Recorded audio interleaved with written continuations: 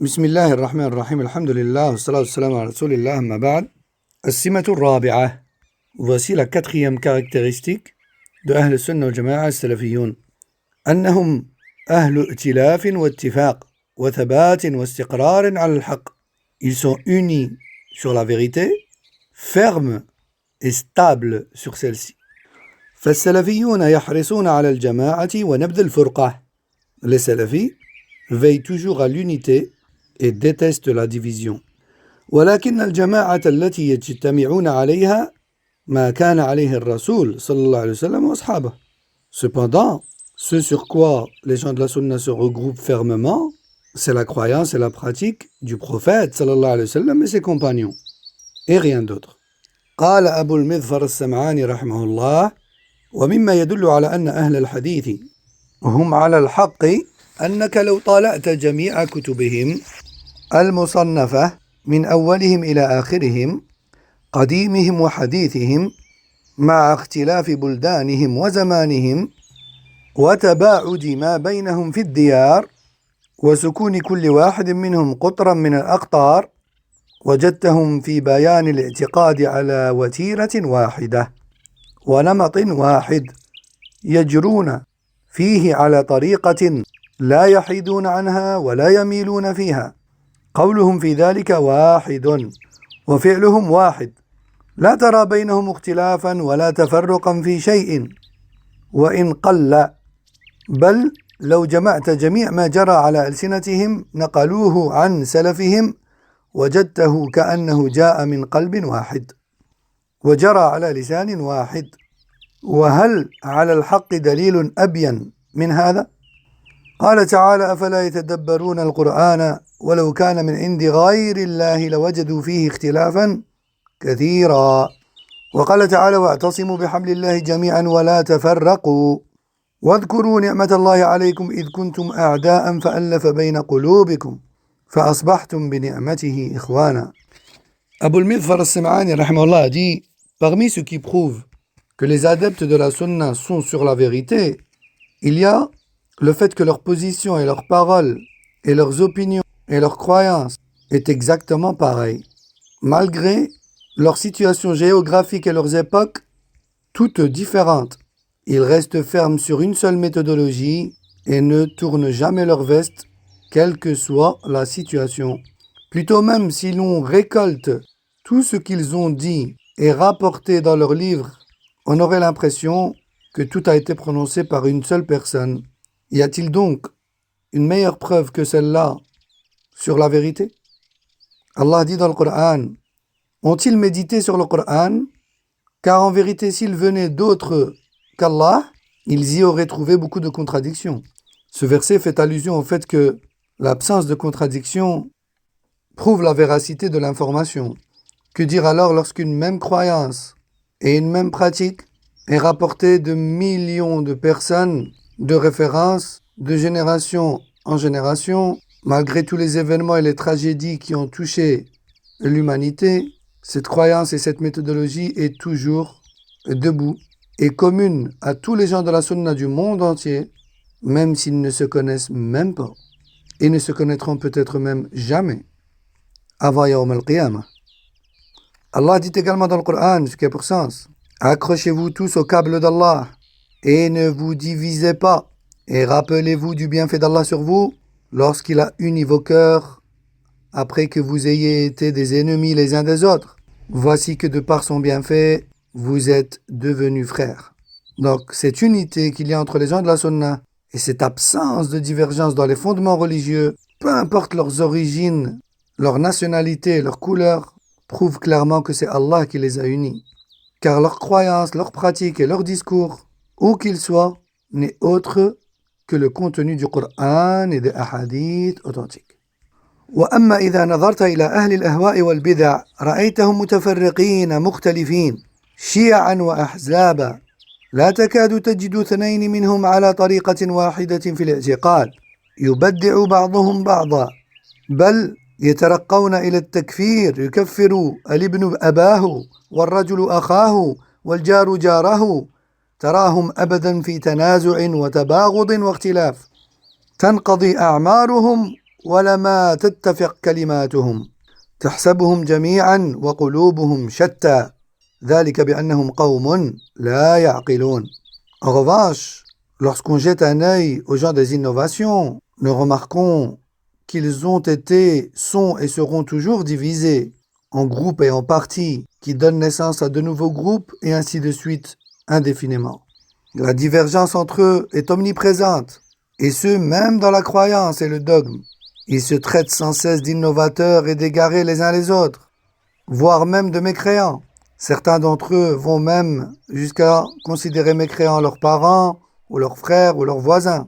La dispute et la haine et la divergence règnent entre eux. Ils y passent toute leur vie, et malgré cela, ils ne parviennent pas à s'unir à la fin de celle-ci. C'est pour ça qu'Allah a dit dans le Coran, concernant les gens de l'égarement, tu as parfois l'impression qu'ils sont d'apparence unis, mais en réalité leurs cœurs sont divisés et éparpillés. Ceci car ce sont des gens qui ne raisonnent pas. أوما سمعت أن المعتزلة مع جماعتهم في هذا اللقب يكفر البغداديون منهم البصريين والبصريون منهم البغداديين ويكفر أصحاب أبي علي الجبائي ابنه أبا هاشم وأصحاب أبي هاشم يكفرون أباه أبا علي وكذلك سائر رؤوسهم وأرباب المقالات منهم إذا تدبرت أقوالهم رأيتهم متفرقين يكفر بعضهم بعضا ويتبرأ بعضهم من بعض.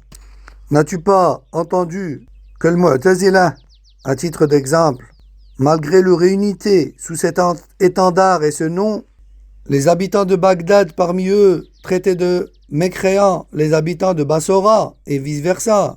Les suiveurs de Abu Ali el-Jubba'i traitaient de mécréants le fils de celui-ci même, qui est Abu Hashim, et les suiveurs de Abu Hashim traitent de mécréants son père et ses suiveurs, à leur tour, car ce groupe est né de l'autre. Et il en va de même pour le reste des leaders de groupe. Si l'on analyse leurs opinions, on découvre qu'ils sont dans une division et un déchirement profond. Ils se taxent de mécréants les uns les autres et se désavouent les uns des autres. وكذلك الخوارج والروافض فيما بينهم وسائر المبتدعة بمثابتهم. وهل على الباطل دليل أظهر من هذا؟ قال تعالى إن الذين فرقوا دينهم وكانوا شيعا لست منهم في شيء إنما أمرهم إلى الله. Et il en va de même pour le Khawarij ainsi que le Rawafid et le reste des innovateurs. Y a-t-il donc une preuve sur leur égarement plus claire que celle-là? Allah dit dans le Coran, ce qui a pour sens, ceux qui se sont divisés en matière de religion, en groupe et mouvance, désavoue-toi d'eux, leur affaire revient à Allah. Voyons par exemple à notre époque, ça c'est une parenthèse, Al-Qaïda, qui est un groupe de Khawarij créé il y a quelque temps. Ils ont fini par diverger entre eux et se diviser. Puis, certains membres se sont retirés et ont créé à leur tour leur groupe, tel que le groupe de Tawhid wal Jihad, l'unité et le combat. Puis ensuite, ça a donné suite à d'autres groupes tels que Daesh. Puis ils se sont disputés et ça a donné suite à un autre groupe qui est Nusra. Mais en réalité, leur croyance et leur idéologie, elle est une seule, qui est celle de l'Khawarij. Mais aujourd'hui, Al-Qaïda se désavoue de Daesh. Et Daesh se désavoue de Nusra. Et dit que Al-Nusra sont des traîtres collaborateurs.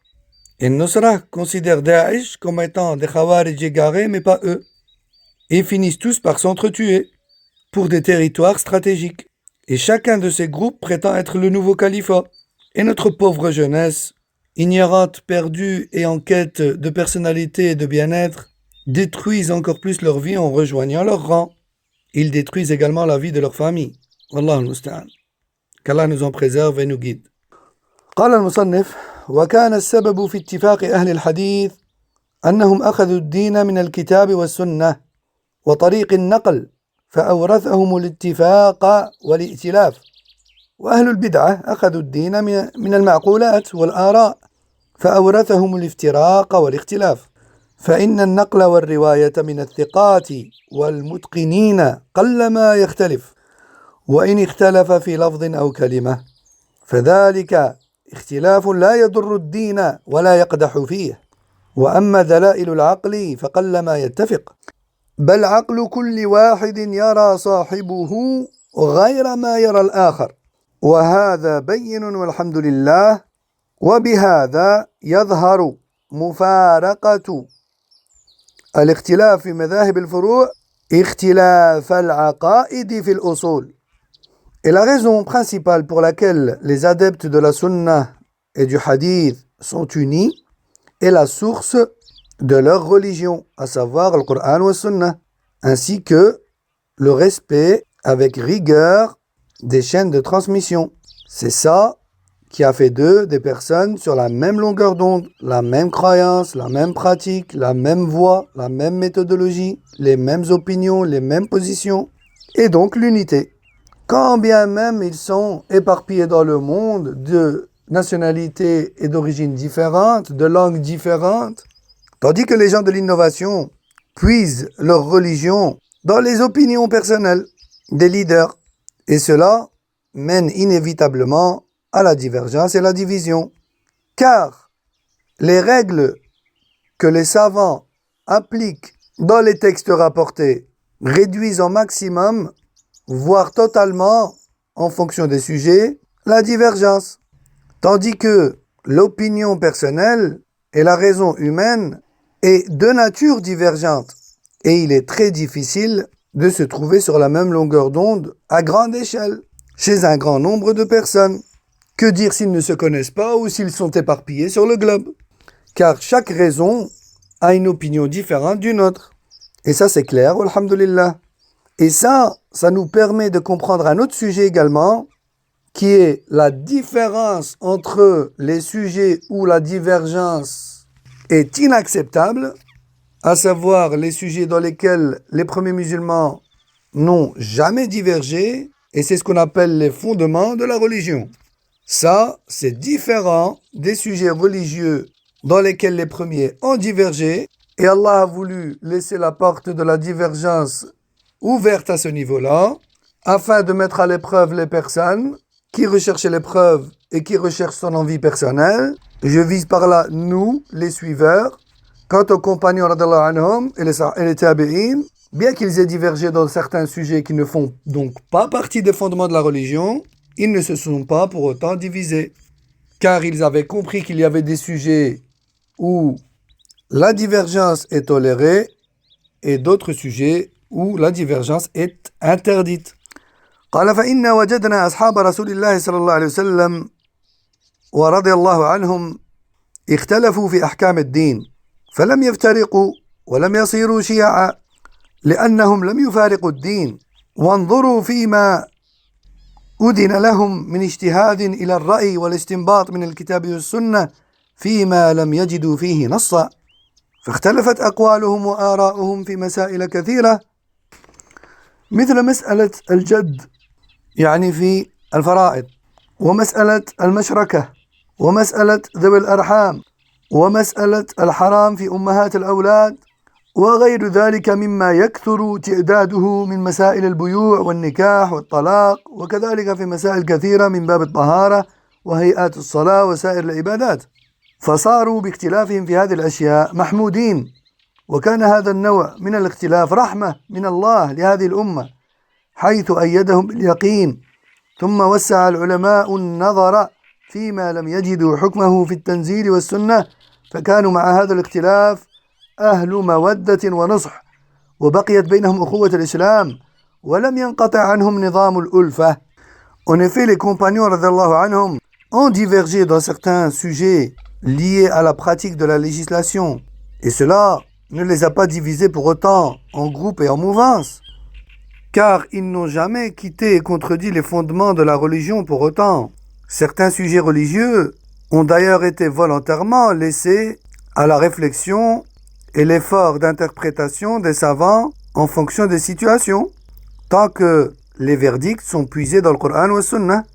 Et c'est pour cette raison qu'ils ont d'ailleurs divergé dans pas mal de sujets, que cela soit dans le domaine de l'héritage, du commerce, du mariage, du divorce, de la purification, de la prière, et ces divergences les ont rendus entre eux encore plus tolérants au comportement respectable et louable. Et c'est cette divergence-là en particulier qui est considérée comme étant une miséricorde de la part d'Allah.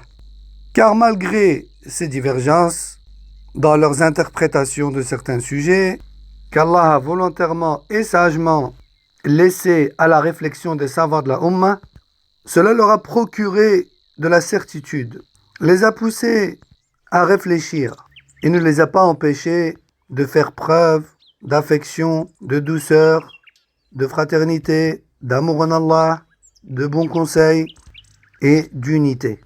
فلما حدثت هذه الأهواء المردية الداعية صاحبها إلى النار ظهرت العداوة وتباينوا وصاروا أحزابا فانقطعت الأخوة في الدين وسقطت الألفة فهذا يدل على أن هذا التباين والفرقة إنما حدثت من المسائل المحدثة التي ابتدعها الشيطان فألقاها على أفواه أوليائه ليختلفوا ويرمي بعضهم بعضا بالكفر. Mais lorsque ont vu le jour les innovateurs ignorants et égarés et qu'ils ont suivi les insufflations de Shaitan en innovant des fondements religieux qui n'ont pas été révélés par Allah ni enseignés par son messager alayhi salam, voilà qu'inévitablement cela a divisé et déchiré une bonne partie de la communauté et détruit une bonne partie de la fraternité, donnant ainsi naissance à différents groupes, partis, mouvances et méthodologies, laissant chaque fraction accuser les autres d'égarement, voire même de mécréance. Nous allons nous arrêter ici pour aujourd'hui, Inch'Allah, et on terminera dans un numéro prochain cette caractéristique très importante qui est celle de l'unité et la fermeté sur la vérité, peu importe les circonstances. هذا والله أعلم وصلى الله وسلم على نبينا محمد وعلى آله وصحبه.